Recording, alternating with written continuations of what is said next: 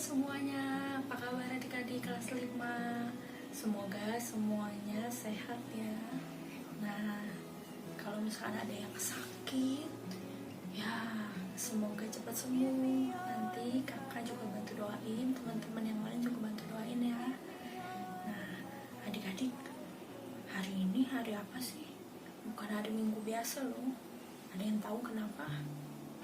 Iya betul, hari ini adalah hari Paskah. Kita memperingati hari kebangkitan Tuhan Yesus. Jadi kan kemarin kita sempat memperingati Jumat Agung tuh. Apa sih Jumat Agung? Ya, kematian Tuhan Yesus di kayu salib. Nah, karena Tuhan Yesus sudah mati, hari yang ketiga Tuhan Yesus bangkit. Nah, karena Tuhan Yesus sudah bangkit, itu artinya maut sudah dikalahkan oleh Tuhan Yesus. Oke adik-adik, gak apa-apa adik-adik kalau kita sekarang ibadahnya online, adik-adik di rumah, kakak di rumah masing-masing, gak apa-apa, karena kita mesti percaya pasti Tuhan hadir di tempat ini. Kalau kita mau ibadah, kita membawa nama Tuhan, pasti Tuhan Yesus juga hadir di tengah-tengah kita. Oke adik-adik, nah sebelum kita mau ke renungan, kalau misalnya adik-adik belum siap Alkitabnya, boleh di pause dulu videonya, adik-adik ambil Alkitabnya, siapkan, karena nanti kita juga akan baca Alkitab. Oke? Yuk, kita siapkan Alkitab kita. Kalau misalnya adik-adik udah siap Alkitabnya, oke, lanjut ya. Sebelum kita mau renungan nanti, kita nyanyi dulu satu lagu, yaitu Sebab Dia Hidup Ada Hari Esok.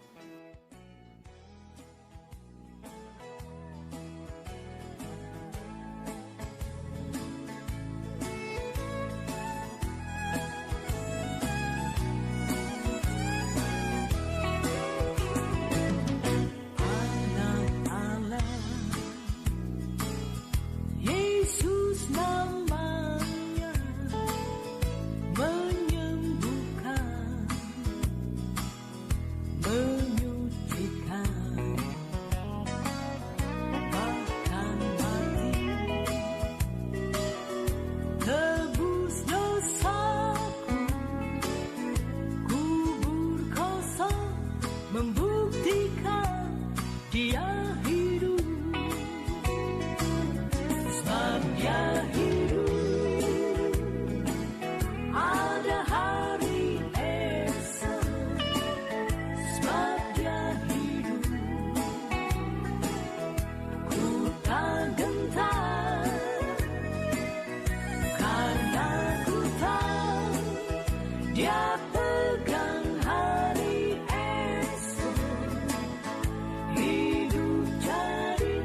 berarti sebab Dia hidup.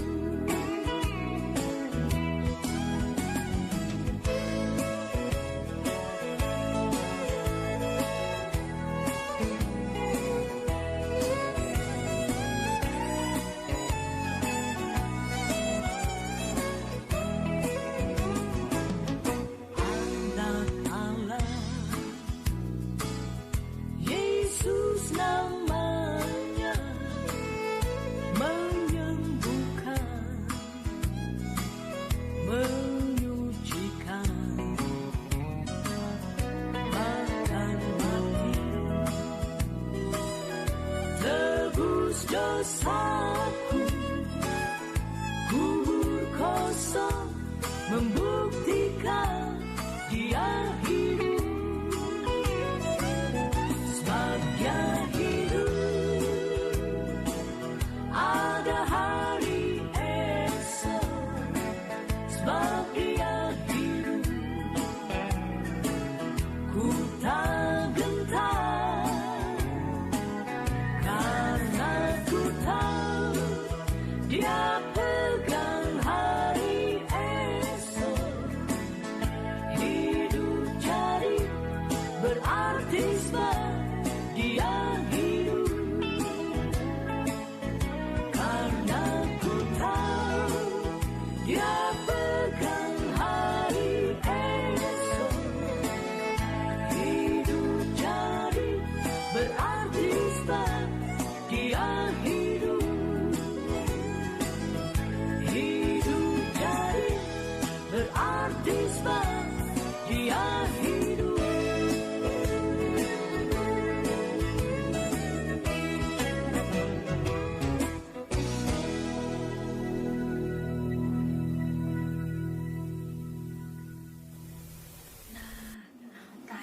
barusan udah nyanyi sebab dia hidup ada hari esok.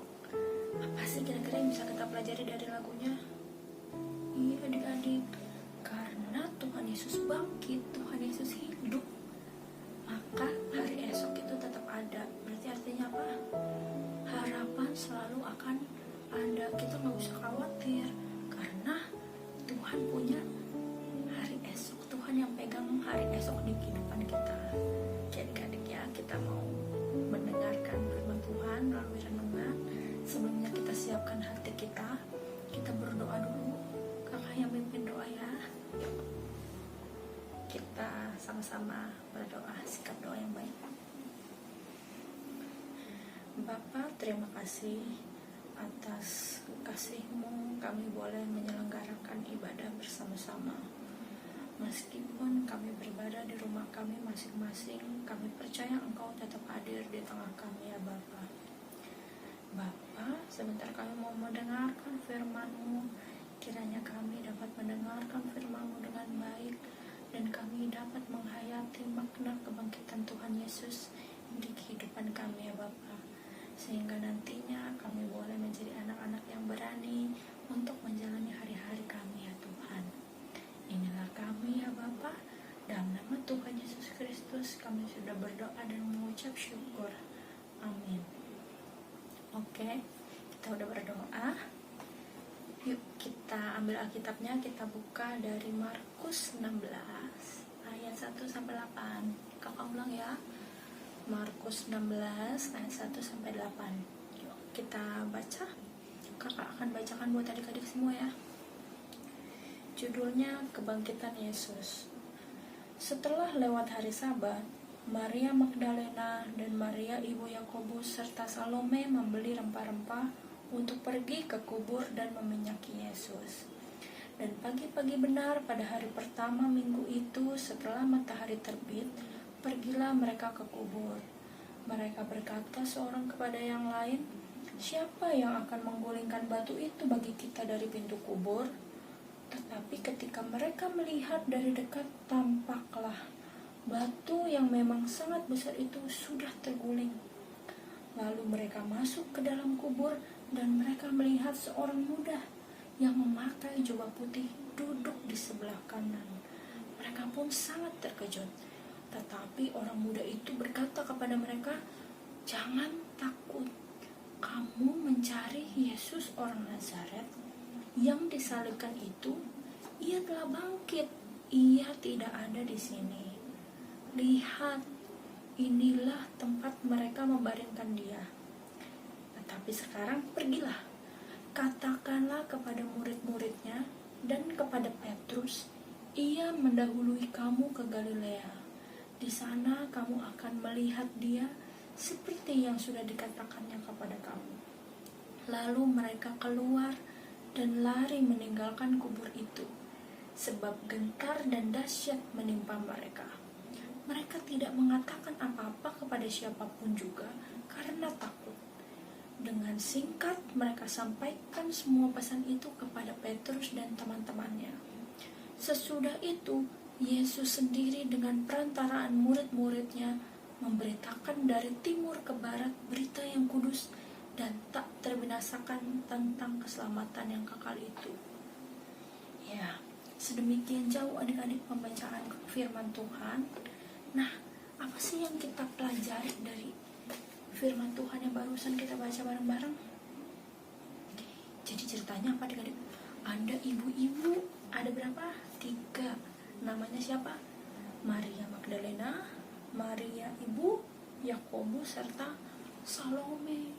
Nah adik-adik, zaman dulu di Israel biasanya kalau misalkan kita mau ngelayat gitu, nanti kita bawa rempah-rempah tuh. Jadi kan ibu-ibu ini udah bawa rempah-rempah, mereka udah siap mau meminyaki kaki Yesus. Di jalan ke arah sana mereka tuh agak-agak galau. Kenapa? Mereka mikir, kan mereka cewek ya, 3. Terus batu yang menjaga kubur itu kan batunya gede tuh. Terus mereka tuh agak bingung, siapa ya yang kuat untuk gulingin batu itu? Nah, tapi ya udahlah, mereka tetap jalan. Ternyata adik-adik, begitu udah nampak kuburannya, apa yang mereka lihat sampai mereka terkejut. Iya adik-adik, tiba-tiba batunya sudah terguling. Batunya terguling, kuburnya kosong, gak ada Tuhan Yesus. Tapi ada seorang pemuda, seorang muda yang pakai baju jubah putih. Bilang apa dia? Kita baca bareng-bareng di ayat 6 ya. Tetapi orang muda itu berkata kepada mereka, "Jangan takut. Kamu mencari Yesus orang Nazaret yang disalibkan itu. Ia telah bangkit. Ia tidak ada di sini. Lihat, inilah tempat mereka membaringkan dia." Nah, adik-adik, Tuhan Yesus nggak ada di situ. Tuhan Yesus udah bangkit. Nah, ibu-ibu ini terkejut bukan main. Hah, kok udah nggak ada Tuhan Yesusnya? Nah, akhirnya mereka menceritakan tuh kepada Petrus dan teman-temannya Petrus bahwa Tuhan Yesus tuh udah bangkit, jadi udah nggak ada di kubur. Nah, kira-kira adik-adik sama seperti kadang ya, kayak misalkan itu 3 wanita itu ketika mereka masuk ke kuburan, mereka syok, mereka takut. Kok kubur Yesus nggak kosong? Kok Tuhan Yesusnya nggak ada lagi? Kemana? Mereka tuh sempet takut. Mereka mikir apa mayatnya dicuri? Kok udah gak ada? Mereka penuh dengan ketakutan, mereka cemas, mereka bingung. Nah, kita juga kadang seperti itu. Kita kadang menghadapi sesuatu yang kita nggak tahu, tiba-tiba shocking gitu ya, bikin kita kaget, bingung. Kita jadi, aduh, pikirannya kemana-mana. Jadi, tapi adik-adik, kalau kita baca nih, kayak yang tadi ayat 6, dibilang, jangan takut. Jangan takut. Ibu-ibu, jangan takut. Tuhan Yesus sudah bangkit. Kalau kita apa? Kita juga jangan takut. Karena apa? Tuhan Yesus juga sudah bangkit. Artinya apa adik-adik? Tuhan Yesus kan pada waktu Tuhan Yesus disalib, dia mati. Terus Tuhan Yesus itu bangkit adik-adik di hari yang ke-3. Artinya apa? Tuhan Yesus mengalahkan maut. Coba adik-adik bayangkan, kalau misalnya Tuhan Yesus tidak bangkit di hari Paskah, setelah 3 hari Tuhan Yesus nggak bangkit, terus diam-diam aja, sia-sia adik-adik semua ini. Ngapain kita bersusah payah, kita tetap beribadah, gak ada gunanya. Tapi Tuhan kita adalah Tuhan yang hebat. Dan pada hari ketiga, Tuhan Yesus telah mengalahkan yang namanya maut. Tuhan kita maha kuasa. Maut tidak ada lagi, maut kalah. Nah, kalau kita punya Tuhan yang sedemikian berkuasa, apa yang harus kita lakukan? Perlukah kita takut atau cemas berlebihan? Enggak ya adik-adik, kita tetap harus percaya. Kalau sekarang nih, kalau misalkan kakak tuh sebenarnya kalau lihat berita, aduh gimana ya, kayaknya stres gitu. Kayaknya yang corona tuh semakin hari semakin banyak. Udah 2.000-an kan kita sekarang. Nah, nggak tahu minggu depan jangan udah 5.000.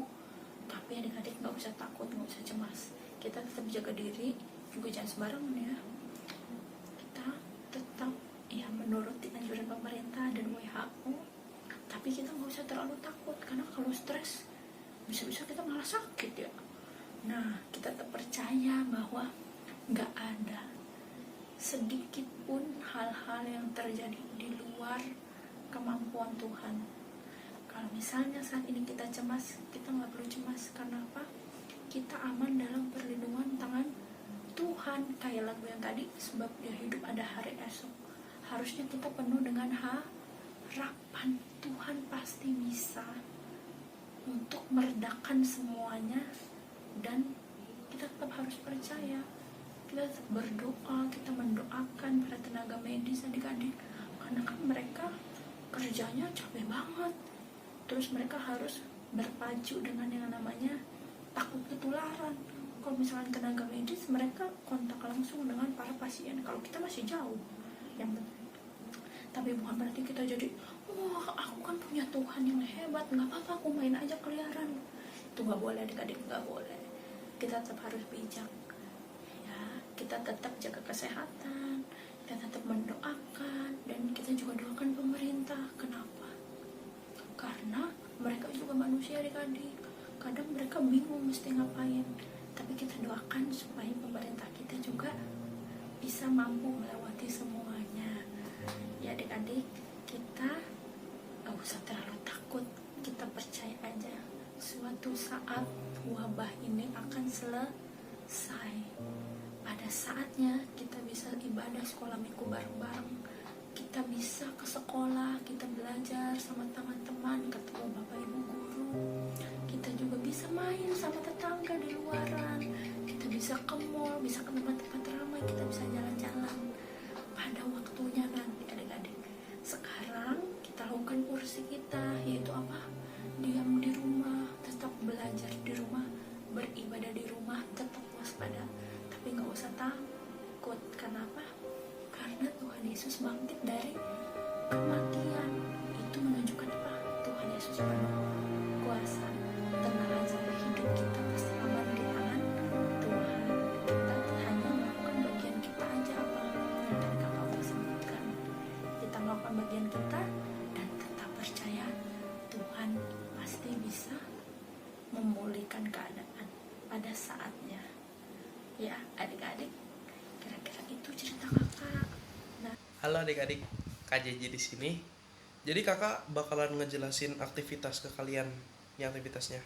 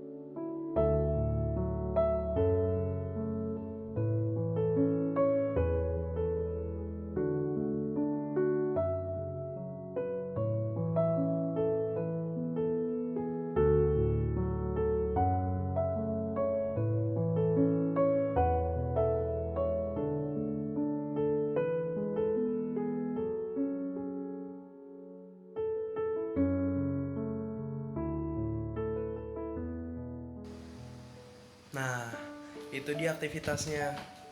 Jadi di aktivitas yang kita lihat ini barusan, itu tuh diceritain bahwa Tuhan Yesus itu menanggung semua dosa, rasa khawatir kita, rasa takut kita itu semua ditanggung oleh Tuhan.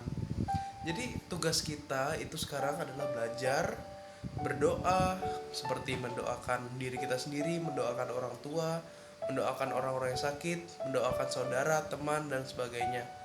Dan tugas kita yang ketiga adalah membantu orang tua. Itu adalah hal yang wajib dilakukan. Jadi dengan kita berdoa, itu dapat membantu kita lebih dekat kepada Tuhan. Tapi kalian harus ingat juga nih, sekarang kan Paskah. Nah, kalian tuh harus tahu bahwa Paskah adalah tanda sebagai Tuhan Yesus menang melawan kekuasaan maut. Gitu. Jadi itu aja yang mau kakak sampein. Dadah. Sampai jumpa di pertemuan berikutnya. We miss you so much. Muah. Muah, dadah.